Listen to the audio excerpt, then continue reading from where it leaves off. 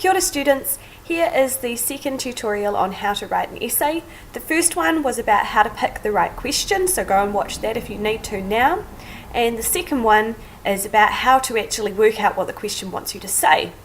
Make sure you've watched $6.50 Man if you haven't already. It's at nzonscreen.com. The link is in the previous tutorial and also in the description below. Okay, so how to write an essay, how to actually work out what the essay question is asking you. Okay, now I'm imagining that most of you are going to head for those character questions because they're the sort of the most straightforward in your eyes.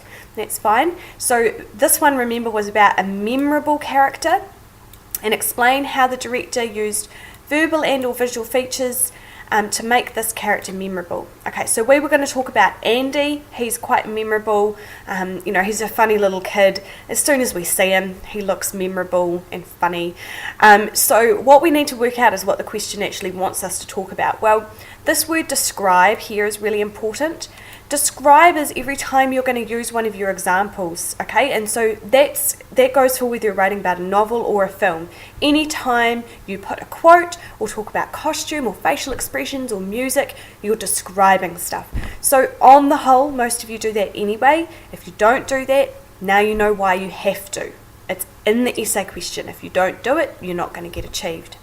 Okay, this part, memorable character, that's the picking the right question part, all right? So you know what the question is asking of you because you've chosen to talk about a memorable character. If you talk about how the character is,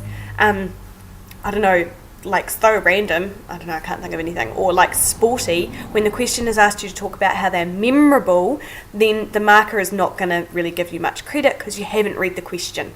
Okay, visual text, obviously, that's the film. So in a film you have studied. But remember, this applies for novels as well, and that's when it would say written text. Okay, so we're talking about film, but this still applies for novel.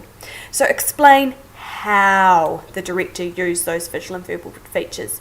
That's when you explain those examples. So remember how we encourage you to use some kind of formula to help you, like PEEL. Well, you've got your example when you describe, and then you've got your explanation. Funny that, how that word is explain, and how in PEEL it says explain. So you need to actually explain to your reader how the character is memorable. So if they're wearing this kind of costume, well, explain to me, how does that actually make them memorable? Okay, you've got to pretend, and this is the most important thing, pretend your reader, usually your teacher, does not know what you're talking about. Pretend that we are stupid, and then you're likely to do all the right things. You're going to over-explain it. Okay, visual and verbal features, those are those examples again. It really wants you to talk about examples. In the text to make this character memorable. How many times can they say the same thing over and over again? They're telling you very plainly what they want you to talk about. It may seem overwhelming because it's two parts, but they actually do that to guide you along. So they're saying, here, do this one part, put the examples, describe it, and please also explain it. So in the question writer's mind, they're trying to make things easier for you. Now this is what I really recommend you do before you head into making a plan. You reword the question in your own language so that it's easier for you to understand. And so I've done this here with this question. So Andy is a memorable character in the $6.50 Man. Obvious that's what we were going to say, because he has such a short temper. Sorry, that should have a full stop there.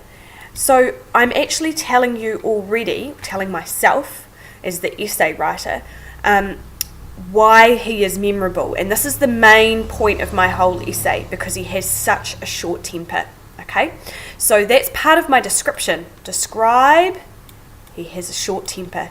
So the second part, this part down here, is all going to have to be me proving that he has a short temper and is therefore memorable. Okay, so I'm going to talk about how the director uses facial expressions, ding, technique, dialogue, ding, technique, and body language, ding, ding, ding, 3 techniques to show how angry Andy gets. So it's now my responsibility as the essay writer to prove to you that Andy is memorable because he gets so angry. I can't just leave it at that. I have to prove it with all of that. Okay. At this stage, if you're feeling confident, you don't have to keep watching because I'm just going to do the same thing again with another question. All right? Okay. So here's the turning point question. I'm going to move through this a lot more quickly. So if you were to talk about an event that was a turning point, this is what the question is asking you to do. What is a moment in the text where things change hugely, where a character gets turned upside down, or things are going to suddenly turn out for the better, okay? So obviously the turning point in $6.50 Man is when we realise that Andy can't read.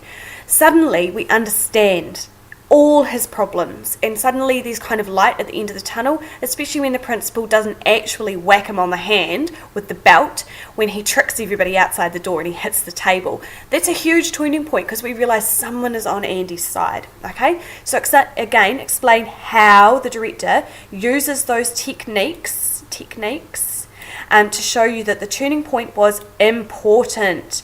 Not that the turning point was sad, that the turning point was dramatic, that the turning point was funny, but that the turning point was important. Well, I'm going to argue that it was important because we realise Andy can't read, okay? Like pretty obvious stuff here, really. So the most important turning point in the $6.50 Man is when we realise Andy can't read. The director uses facial expressions, sound and close-ups to show how, and dialogue, to show how important this turning point is. So my plan is to talk about the kind, gentle way that the principal talks to him, Andy's facial expressions, he looks so sad, the sound of the belt hitting the desk and the kids outside, and how we see that they're getting tricked, and also the close-ups of the note and the fact that the note is inviting him to her birthday party.